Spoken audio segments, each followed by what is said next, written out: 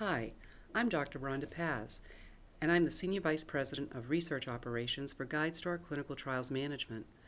Anyone conducting clinical trials knows there is an enormous amount of paper to be processed and stored for each trial. This consumes staffing resources and presents significant expense in terms of supplies and storage space. Especially in today's economy, we are all looking for ways to be lean and at the same time improve performance. So today, I'd like to talk with you about using electronic document management to gain efficiencies and productivity, all while increasing compliance in your research program. Specifically, I'm going to touch upon the types of storage methods, the many benefits of going paperless, exactly what to look for when selecting a document management option, the regulations to consider, and finally, to describe a proven method of incorporating a successful electronic document management system. Basically, we want to give you the tools you need to climb and conquer that paper mountain. So why should a clinical trials operation employ or transition to an e-document management and storage system? Well, there are many tangible benefits. First, a research site will experience increased efficiencies as well as achieve a whole new higher level of compliance. Imagine older versions of hard copies of protocols and consents floating around out in clinical areas or in the research office. This leads to consenting subjects to the wrong version of a consent or not treating a patient on the latest therapy due to changes in the protocol. By using an electronic document storage solution, you are guaranteed the most current protocol documents. There is also significant time, cost, and space savings. Staff do not have to copy, file, fax, or deliver hard copy documents. They are simply uploaded and accessed by all that need them from multiple remote locations. This is especially useful when a research site is spread across a variety of geographic locations. Even sponsors benefit from going paperless. As opposed to weeding through multiple regulatory binders over spilling with paper, they are instead able to click and retrieve what they need very quickly. So we go from this to this. A picture truly is worth 1,000 words, or in this case, 1,000 pieces of paper. Now let's look at the options available to sites to achieve a paperless operation.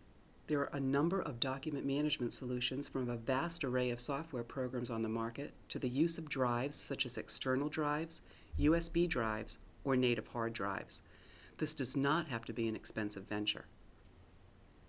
So what are the criteria to focus on when deciding what method to use? It is very important to know what you need. First, you'll want to consider what functionality and features are needed. For example, you will want a system with minimum basic features such as user and group management to ensure access levels and security. You will also want to be sure a system allows document sharing and versioning and user history and audit trails. You may want to consider more advanced features such as direct document upload via email, workflow tracking and notifications, electronic signature, and even mobile access. It is also important to be sure whichever solution selected is easy to use and provides for a quick implementation. And finally, cost and support. Asking the right questions is key. Will the system be a one-time purchase or an annual expense based on the number of users? Will support be in the form of a user forum, email or chat assistance, or by phone? Let's talk compliance. Is 21 CFR Part 11 relevant to your organization? The answer is yes if your organization markets or is planning to market its product in the United States. Industry sponsors that submit applications to the FDA are under this rule. An investigator that submits investigator-initiated applications to the FDA are also under this rule when they are the sponsor of their own research. If the code is relevant to a site, there are predicate rules that must be complied with, and the site will need to verse itself with these requirements. It will be important to refer to the guidance documents available at the FDA site. Generally speaking, the areas addressed in the regulations are system validation, audit trails, legacy systems, copies of records, and record retention.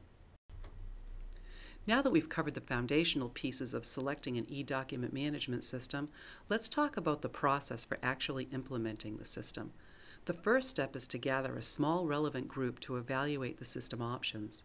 Second, select a system that will meet the organizational needs. Third, design the system based on the needs of the users and assign access levels to establish the system's security infrastructure. Fourth, migrate existing records into the newly acquired system. And finally, document your system with comprehensive standard operating procedures and provide ample user training. This entire process can take 8 to 12 weeks and is dependent on the commitment of the group charged with the initiative, as well as the number of legacy records that will need to be migrated. As with any new initiative, it is important to understand the measurable outcomes that will result from your efforts.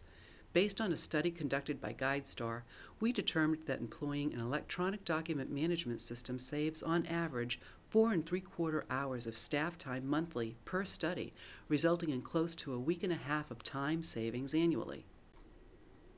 Now, this may not sound like a whole lot of time, but let's look at a small program doing only 10 trials a year. This would result in over 14 weeks of productivity time saved, which we can equate to a little over a quarter of an FTE. If we use an average research support salary of $50,000 and apply a typical 25% fringe benefit rate, we are saving $17,000 annually. Imagine the savings for a larger site. Take a 50 trial operation. That would result in close to 72 weeks of gained productivity time, which equates to more than 1 1/3 of an FTE, or more than $86,000. The bigger the program, the bigger the savings. And with all that gained productivity time, staff can refocus their efforts on the primary tasks of screening and enrolling more patients to clinical trials, which ultimately results in greater hospital revenue. Now, I would say, all in all, that is a good business decision that any organization can stand behind. There is clearly a measurable return on investment, and in the end, the positive impact on compliance is priceless. Thank you for spending this time with me today to learn more about what the many benefits of adopting a paperless electronic document management solution and how you can help your organization achieve measurable positive results. At GuideStar, we are passionate about helping sites conducting clinical trials do so in the most cost-effective, efficient, and compliant manner. GuideStar Clinical Trials Management works with hospitals and health systems around the country to build, manage, and support clinical research programs, from helping hospitals select and implement research information systems to actually setting up and managing the entire research operation through a co-sourced model. Our service delivery is based on operational and financial best practices to ensure optimal results for research programs.